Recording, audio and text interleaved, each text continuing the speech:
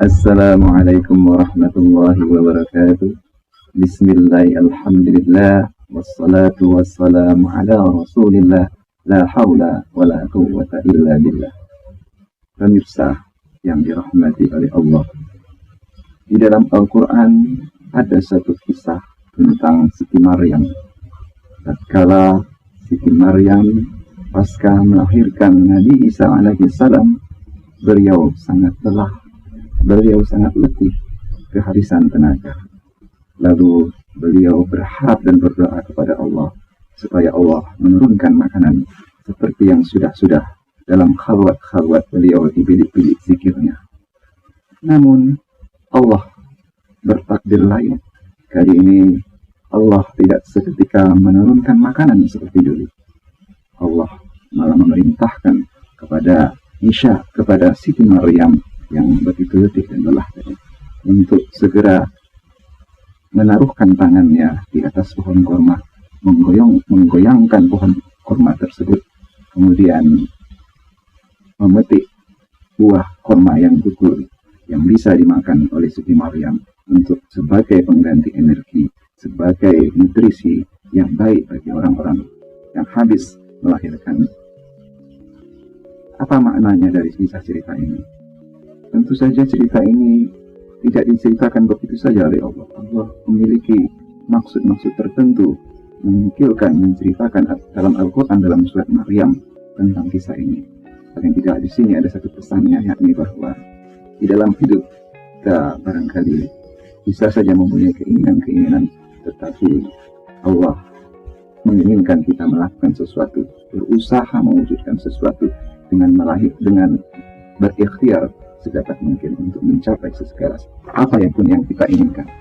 Pemirsa yang berbahagia, dalam konteks ini ada satu cerita lain yang terkait juga dengan ikhtiar, yang terkait dengan usaha, yakni kisah tentang peperangan Uhud.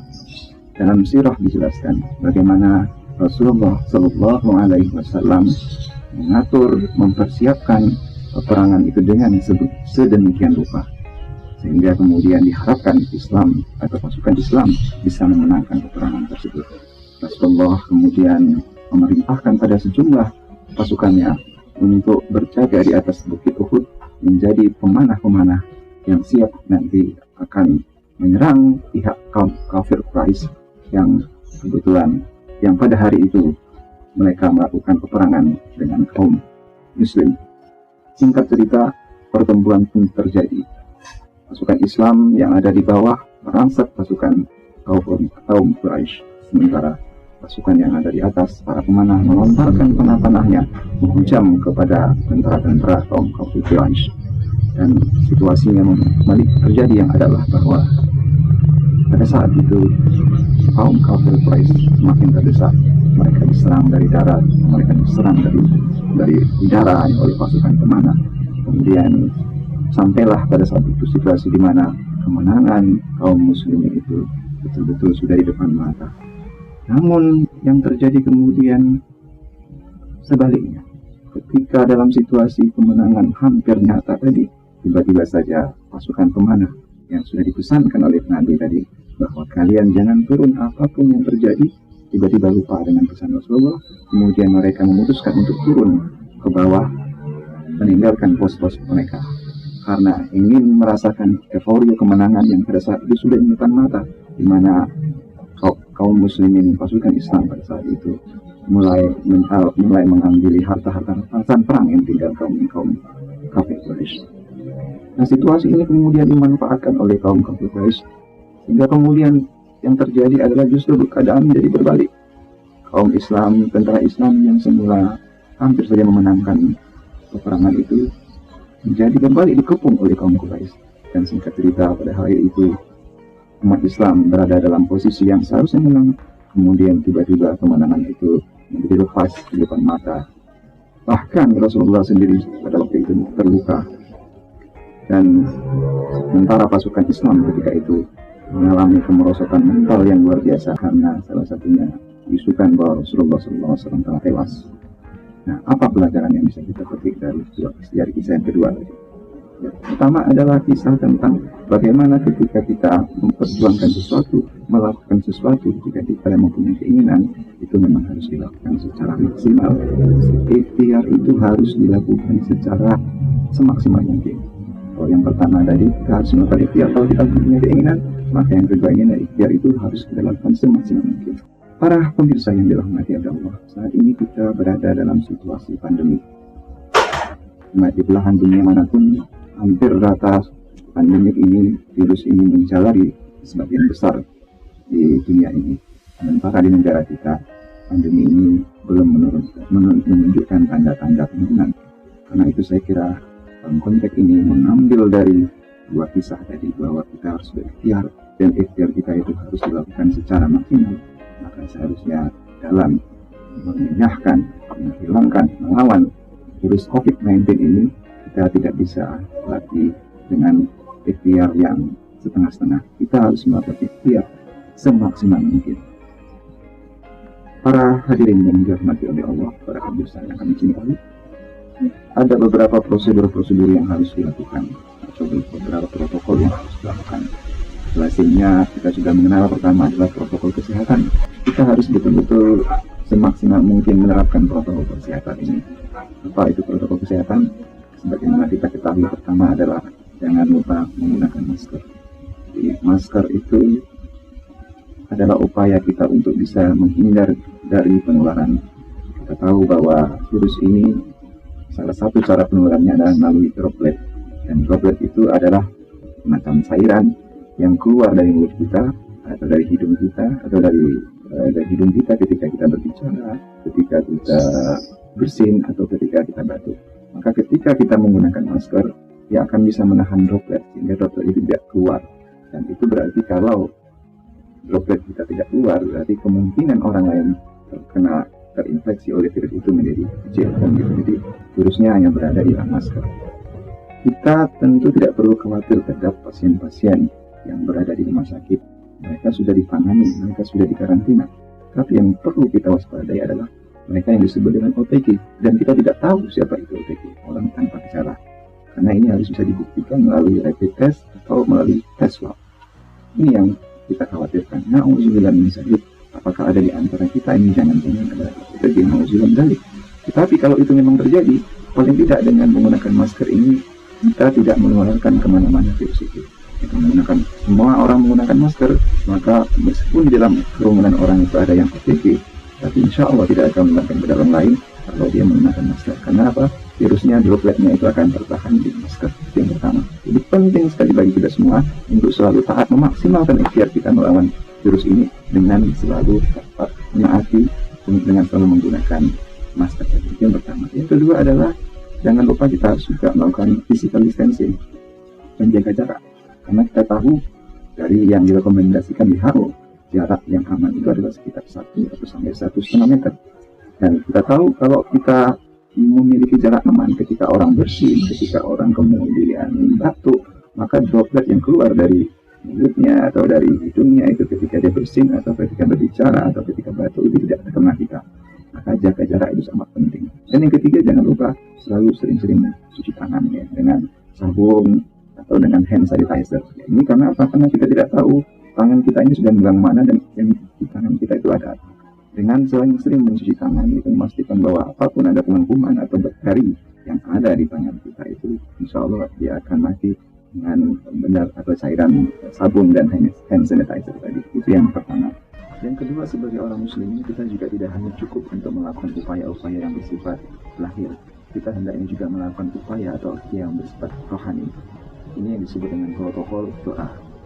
Nah, di dalam Islam, Rasulullah SAW menganjurkan kita akan melakukan wiridan atau doa-doa yang dilakukan setiap hari, pada pagi hari atau pada sore hari. Misalnya zikir atau doa tentang yang berbunyi Bismillahi la yadurruhu ma'asmi syai'un fil ardi wala fis sama' wa huwas sami'ul basir. Ketika kali kita lakukan Bismillahi la yadurruhu ma'asmi syai'un fil ardi wala fis sama' wa huwas sami'ul basir. Bismillahi la yadurruhu ma'asmi syai'un fil ardi wala fis sama' wa huwas sami'ul basir. Itu di pagi hari dan begitu juga. Kemudian Bismillah, a'udzu bikalimatillahi tammati min syarri ma khalaq. a'udzu bikalimatillahi tammah min syarri ma khalaq. A'udzu bikalimatillahi tammah min syarri ma khalaq. Ini doa-doa yang sangat dianjurkan karena memang memiliki arti yang dan makna yang penting. Misalnya bismillahirrahmanirrahim syai'un fil ardi wala fis sama. Ya Allah, dengan menyebut namamu maka tidak akan memberikan mudarat apapun di langit dan bumi karena Engkau Maha mendengar dan Maha mengetahui. Itu yang telah pertama. Nah, itu yang kedua.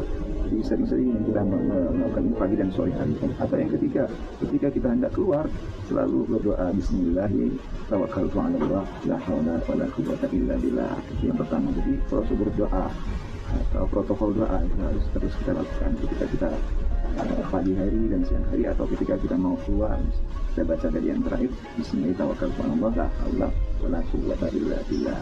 Nah, yang kedua adalah istighfar, ya. Kita harus banyak-banyak melakukan istighfar. Itulah istighfar ini adalah kalimat Allah menyenangi kalimat-kalimat istighfar yang muncul dari hambanya. Nah, itu istighfar ini bisa mengundang keridhaan Allah, dan kalau seorang hamba sudah diridai Allah, maka Allah akan memberikan perlindungannya secara total kepada hamba tersebut. Dan yang ketiga adalah apa yang disebut dengan, yang keempat adalah prosedur kedermawanan, ya. Jadi bagaimana kita menolak bala itu, menolak musibah itu dengan banyak-banyak melakukan sedekah. Di dalam hadis disebutkan bahwa ketika orang yang sudah meninggal sekiranya bisa kembali kepada kehidupan, maka dia akan satu saja bermohon supaya bisa melakukan amal. Amal apa itu? Yakni sedekah. Jadi sedekah itu besar ganjarannya, banyak pahalanya, tetapi mudah sekali untuk melakukannya. Sedekah itu bisa dilakukan kapan saja. Saat ini misalnya jika kita ingin bersedekah, kita bisa buka dompet kita, keluarkan berapa saja, terserah kepada kita. Atau bisa juga dengan sedekah dalam bentuk yang lain, sedekah dalam nasihat, menyingkirkan diri dan acara dan lain sebagainya. Jadi lakukan sebanyak mungkin yang keempat ini, protokol yang disebut dengan protokol kedermawanan. Para pemirsa yang dirahmati oleh Allah, di dalam sebuah buku yang ditulis oleh Muhammad Albani yang berjudul Ajaibus Shadaqah, itu diceritakan ada seorang bapak yang memiliki seorang anak yang sakit, yang panas, dan panasnya itu tidak kunjung turun, demamnya tidak kunjung reda, dan dia sudah dibawa ke dokter kemana-mana, tetapi belum juga sembuh. Akhirnya istrinya mengatakan, cobalah melakukan sedekah untuk kesembuhan putramu. Lalu kemudian yang bapak tadi menelpon lembaga amal, kemudian menceritakan bahwa dia ingin bersedekah sekian rupa barang, dan kemudian menutup telepon. Dalam hanya waktu 5 menit, sang anak yang sakit itu tiba-tiba mengompat, berlari ke sana kemari, melonjak, bermain kegirangan seperti tidak sakit, dan pada akhirnya anak itu makan dengan sangat lahap tentunya. Alhasil Allah, berkat Allah menyembuhkan anak itu dari berkat sedekah. Nah, karena itu saya kira hadirin yang dirahmati oleh Allah, mari kita kembali kepada cerita awal tadi, bagaimana memaksimalkan ikhtiar kita dalam melawan musibah ini, melawan pandemi ini. Pertama, kita lakukan protokol kesehatan, gunakan masker, ya, kemudian melakukan jaga jarak, kemudian sering-sering cuci tangan, kemudian yang berikutnya adalah bagaimana kita melakukan protokol doa, lakukan zikir pagi dan sore hari. Bismillahirrahmanirrahim syai'un fil ardi wala fis sama' wa huwas samiul alim. A'udzu bikalimatillahi tammah min syarri ma khalaq. Atau ketika setiap kita keluar dari rumah, bismillahirrahmanirrahim tawakkaltu 'ala Allah la haula wala quwwata illa billahil aliyyil azim. Para pemirsa yang dirahmati Allah, terima kasih saya ucapkan kesempatan yang telah diberikan pada kesempatan kali ini, atas kesempatan dan waktu yang Anda gunakan untuk mendengarkan nasihat sama kita dari sama Muslim. Mudah-mudahan saya berharap Anda dan keluarga Anda senantiasa berada dalam lindungan oleh Allah Subhanahu wa Ta'ala. Semoga bangsa ini, negara ini dijauhkan dan segera diredahkan dari musibah pandemi COVID-19 ini, dan semoga kehidupan normal itu kembali terjadi di dalam kehidupan kita seperti biasa. Billahi taufiq wal hidayah. Assalamualaikum warahmatullahi wabarakatuh.